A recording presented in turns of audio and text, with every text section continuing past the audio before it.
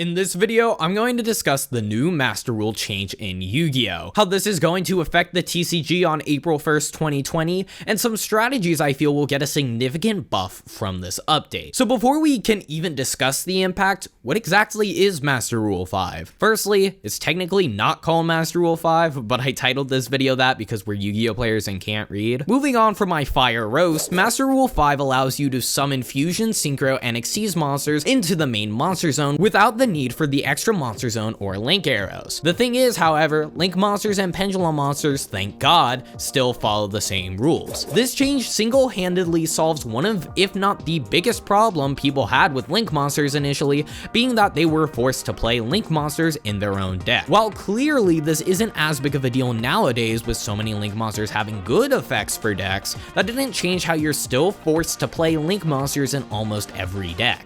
I personally love this new change to the rules, as I feel you have more freedom in what decks you can play. So for example, if you want to play only synchro monsters, which on a side note we'll be discussing later with Junk Speeder, you can do this. But yeah, so now that we know what MR5 is, how will this affect the meta once this update takes effect? Well, the short answer is everything, as you could probably tell by my title. So for the rest of this video, I will be discussing 5 decks that I feel got a huge impact from MR5's introduction, with the last deck easily being a top tier candidate because of this rule change. I mean, besides the fact that they're good, the rule change does help a lot. The first deck to discuss is probably the most thought about deck when it came to the rule change, which is DDD. DDD does not need link monsters anymore.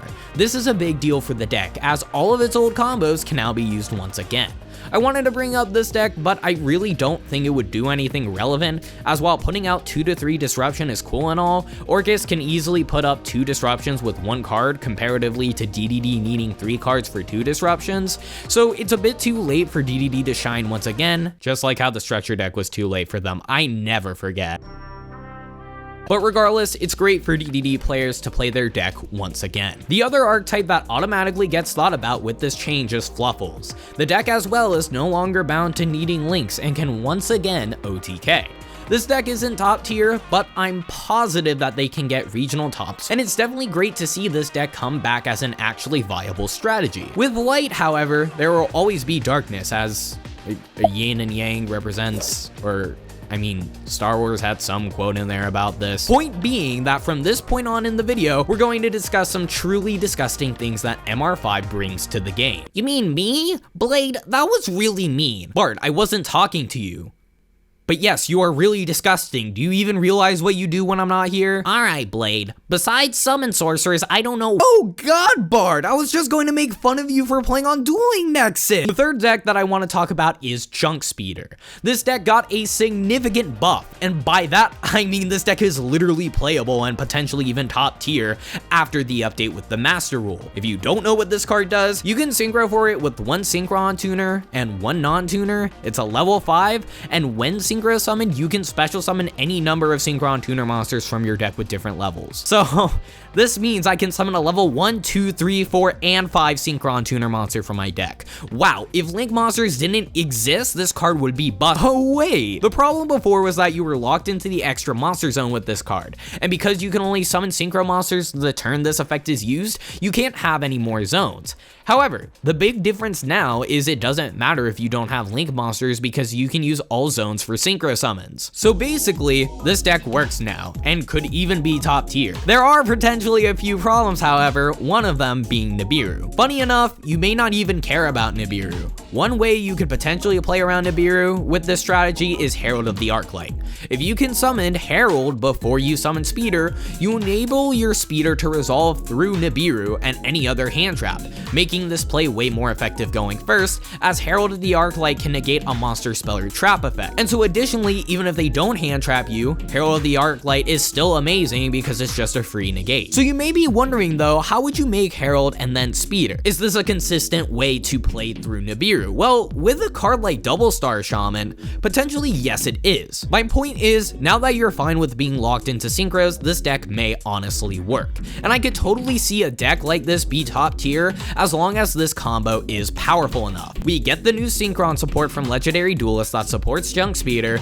and so once again, it really depends on how powerful the end boards are, and I haven't thought of a combo yet for this card, so as of now, I'm going to say that there is a lot of potential here for Junk Speeder to thrive. Before we continue, if you want to join an awesome community of people, make sure to go down into the description and check out my Discord server. There's an amazing community of people, and if you want to interact with me and other amazing people, there's no better place to do it. The link to join is in the description. But with that, let's continue this video. The fourth deck to discuss is Thunder Dragon. If Colossus doesn't at the very least go to 1 on the next ban list, Thunder Dragon may have a field day with MR5. Right now, the Orcus matchup is absolutely horrible, but assuming Orcus is hit well enough on the next ban list, you can now summon Thunder Dragon fusions without the need of Link monsters, and that's kind of wild.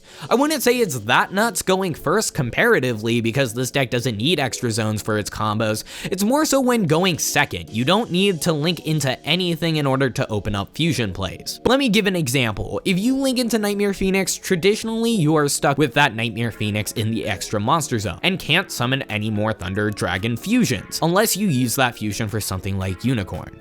Now it's different and you can summon Phoenix and then fuse into Colossus or Titan, making going second so much easier. This is definitely a buff for Thunder Dragon, and while not the craziest difference, it's definitely welcome for the strategy. One side note that I'll include in this part of the video is that Thunder can now abuse the Striker engine more effectively. Think about it this way. You can easily summon Kagari and still fuse into Thunder monsters, and then you can link for Shizuku and end phase get a search. This can be applied to other strategies, and this makes the Striker engine that much more generic and much better in the process. Not that this is going to necessarily be relevant, but I just thought I'd point it out.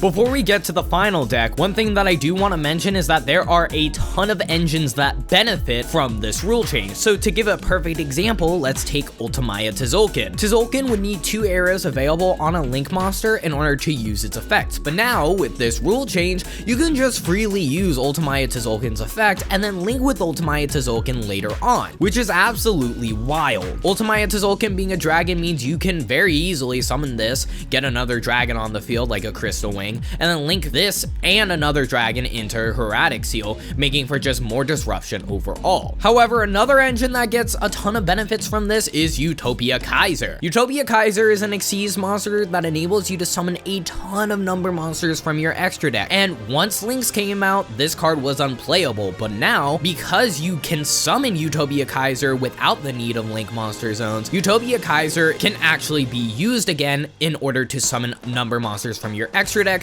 without needing a link monster. While these 2 cards may not have the biggest impact, these are things I wanted to note just for the sake of providing more general application for Master Rule 5. Or, I mean, again, they're not Master Rule 5, but you see what I mean. The final deck I want to discuss, and in my opinion is the biggest winner of this new change, because they'll be actually top tier from this change, is any Atlantean deck. Now you may be wondering, Blade?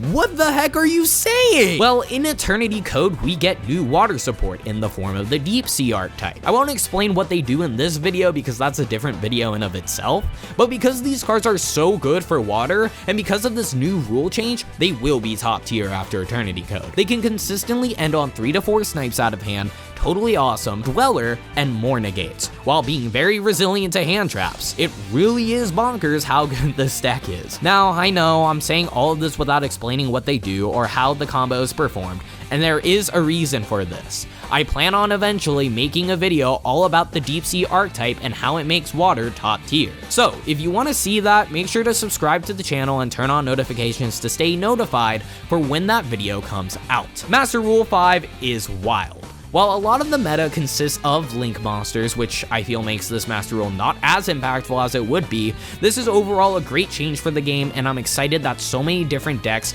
don't need to play Link monsters any longer. But seriously, thank God this Master Rule didn't affect Pendulum. The thought of Pen summoning 5 from the extra deck alone is scarier than thinking about Bard and Summon Sorcerer.